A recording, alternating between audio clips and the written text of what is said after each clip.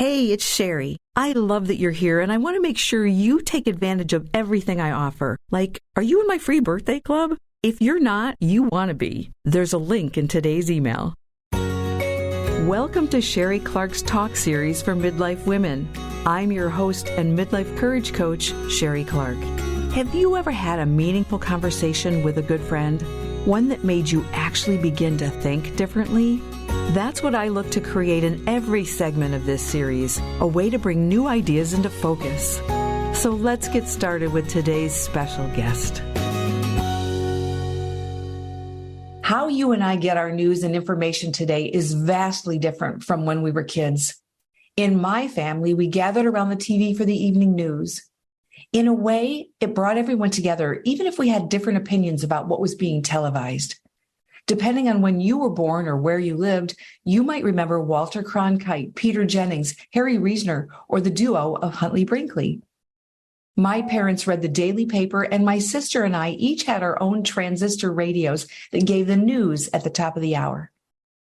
Fast forward to today and the age of fake news. Gone are the days of, we interrupt our program to bring you this important message. News happens fast now. Today's headlines will be tomorrow's forgotten story.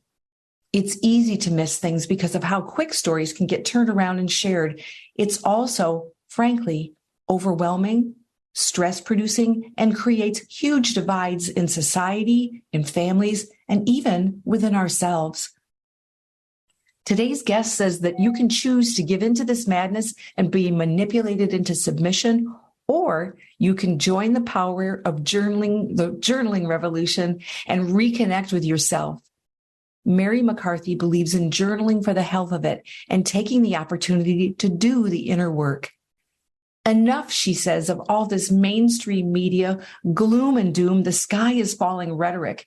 You can connect with yourself, your body, and your own authenticity. Mary's latest book, called Mindset Medicine, a journaling self-power love book, is right here on my desk right now. And as I go through some of the journaling prompts, I'm glad for a respite from politics, the latest variant, and ill-behaved celebrities. Mary, welcome. Thank you for having me. I'm glad to be here. Mary, I'm an on-again, off-again journaler myself. And like many of our listeners, I did the morning pages for years. I took a break. I did art journaling, bullet journaling. I've kept food logs, done gratitude journaling. Is it right to call all these different approaches journaling? There's only one right way to journal, and it's your way. So whatever feels good to you. Morning pages, bullet journaling, crayons, online journals, doing it in the morning, doing it in the train to work, whatever. It's absolute. It's all journaling. Anytime you put pen to the page, that's journaling. So has it transitioned for you personally over the years? Have you changed up how you do it? Oh, absolutely. For a long time, I was doing ambidextrous morning pages, and then I was doing night notes only. And but I've gone back to, I'm sort of been in the phase for a long while of just having a three ring, a binder, not a binder, excuse me, a notebook, a spiral notebook. I'm having a little bit of trouble with my words today. You need to journal about that. Exactly. I think it's the seasons are changing. I think my body is trying to adjust to the different season. But anyway, but now, right, my practice is in the morning, first thing, just a page or whatever. And then at night, I do what I call my growth and gratitude journaling. I just write down the things I've learned, how I've grown, how I've changed during the day. So, and that's completely different than what I was doing a year ago. So the methodology, it sounds like it changes. Does the purpose change for you too? I guess my only purpose is to get to the page because it feels really good. That's my, I just, so this is like, it's my safe space. It's my sanctuary. And I just, and I do it for myself every day. And I just love it that way. The reason I asked the question was kind of a selfish one because I personally have journaled for various reasons over the years. And when I very first started, I was in a relationship that was imploding, and I used my journal as a bitch board because my friends were sick of hearing about it. And right. So but what happened was I started reading it and I realized I was caught in a spiral. But I wouldn't have seen that had I not gone crying out loud, Sheree. All you do is you bitch and bitch and bitch about the same things over and over. So I kind of use it as a therapist. Do you do that? Oh yeah, absolutely. It's your at home, right there, therapist, 24/7. Exactly. It is journal. It is therapy. And then the other things that you were talking about, like gratitude journaling, for me, that's also another one of those things where sometimes I can get caught in the feeling of, I guess I wouldn't say entitlement. I don't consider myself an entitled person, but where I'm like, I got a lot going for me that I need to really think through. And so it's that. And then I don't remember if you mentioned that you did this. Yeah, you talked about crayons. The creative part, I've painted in a journal before. Like I've gotten the water. Do you do that too? Oh yes, absolutely. It's like it's a what do I say? It's a come as you are party. It's wherever you are, and that's what people. And I always get the question, oh, how do I start? You start from where you are, what you feel like doing that day. That's your journaling practice. And then how about the guilt? Because we're women and we pile on, we should all over ourselves. What happens, because it happens to me, it's happening right now, when I go a stretch and I haven't written a word, I haven't sat down with my journal, I haven't allowed myself that. What then? How do I get back to it? Or what do you think? What's the process?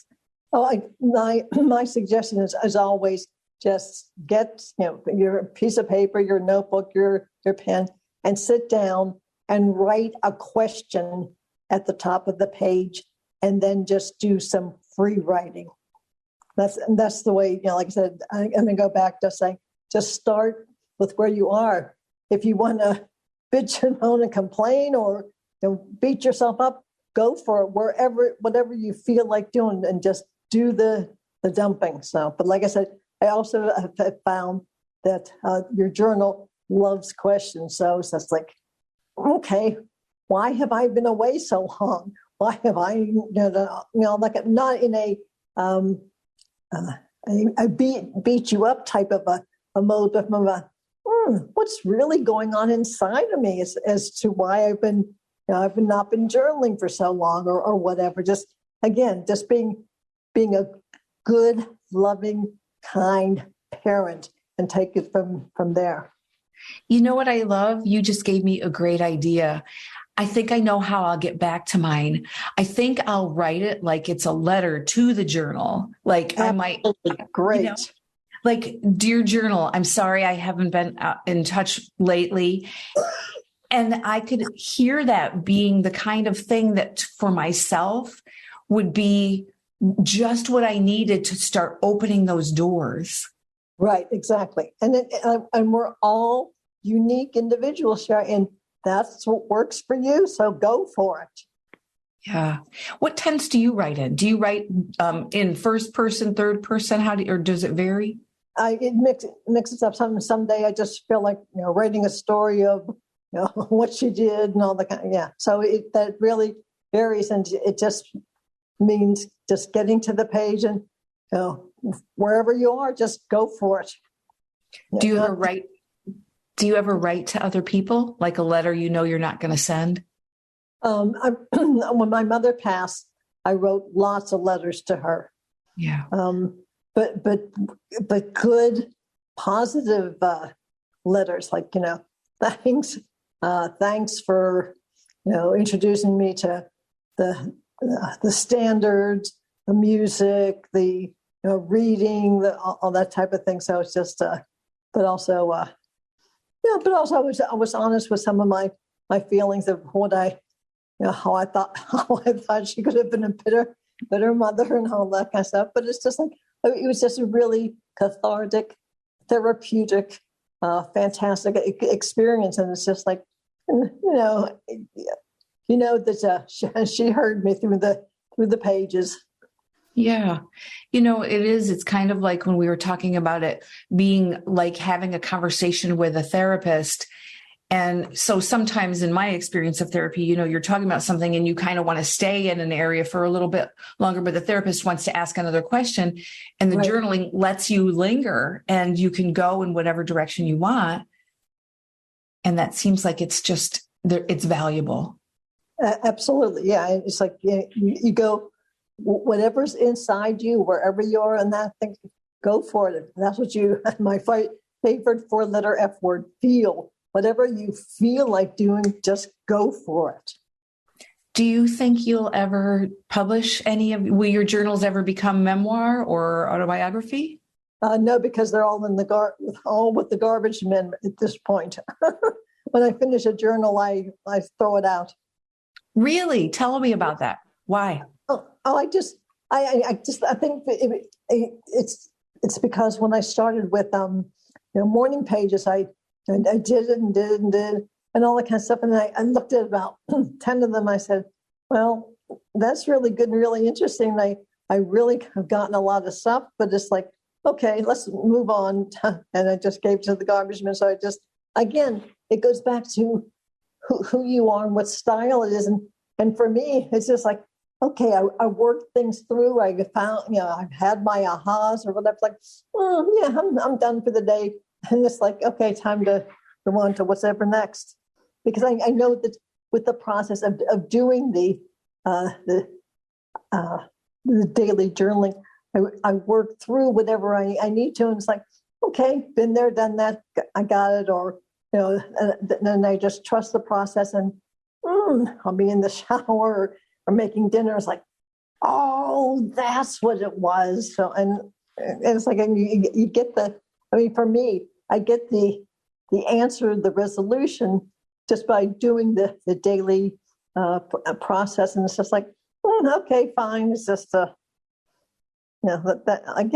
my style. That makes sense. You're making me think. I'm loving this conversation because you're making me think.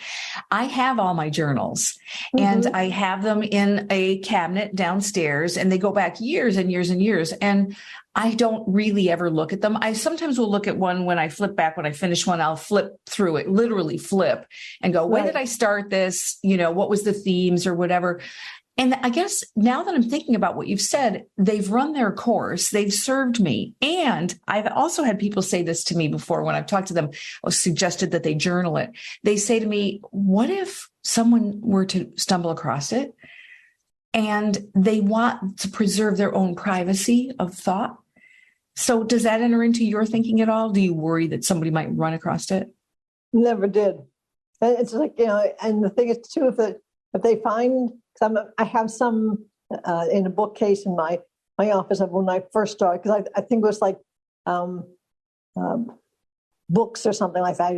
I just felt warm and fuzzy just keeping them and everything. But it's just like, I don't care if people come, whenever find that. Like, I have nothing to hide. So it's just like, right.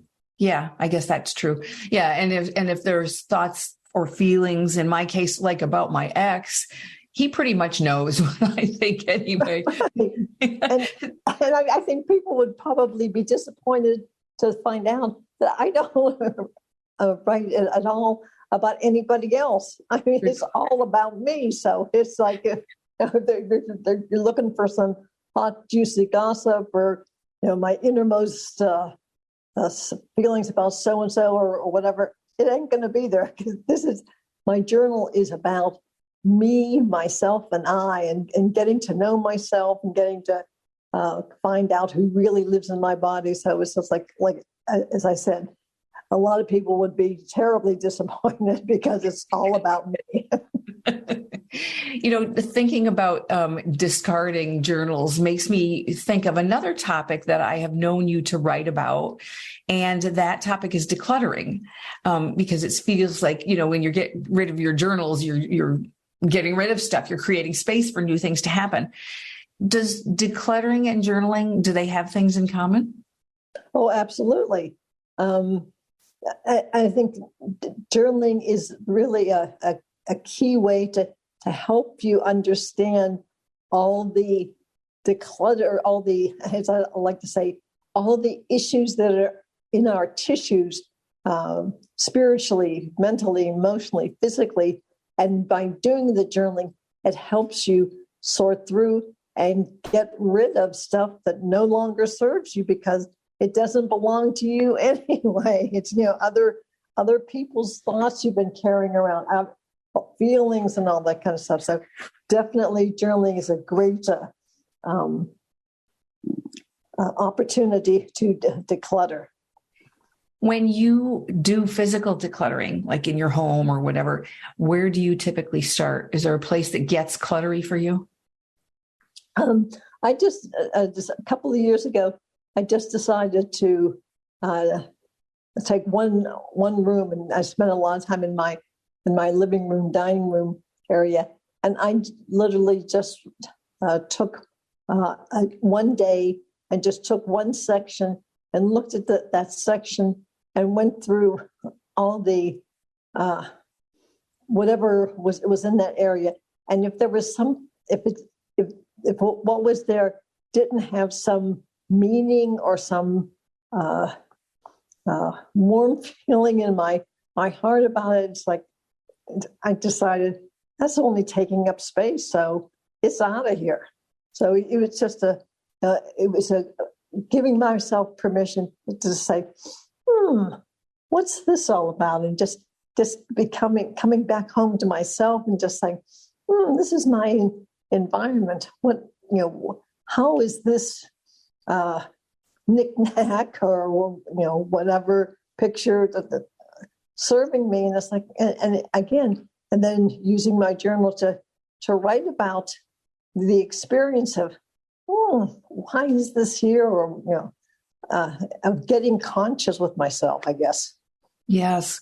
Whenever I declutter, and I really love doing it, I don't resent it, and part of it is because I don't let things accumulate to the point where it becomes a daunting task. I've been there before. Trust me, it has happened in my life. But what I like to do once I declutter is I clear the space and I clean it really thoroughly, whatever it takes, get the cobwebs, get all the things.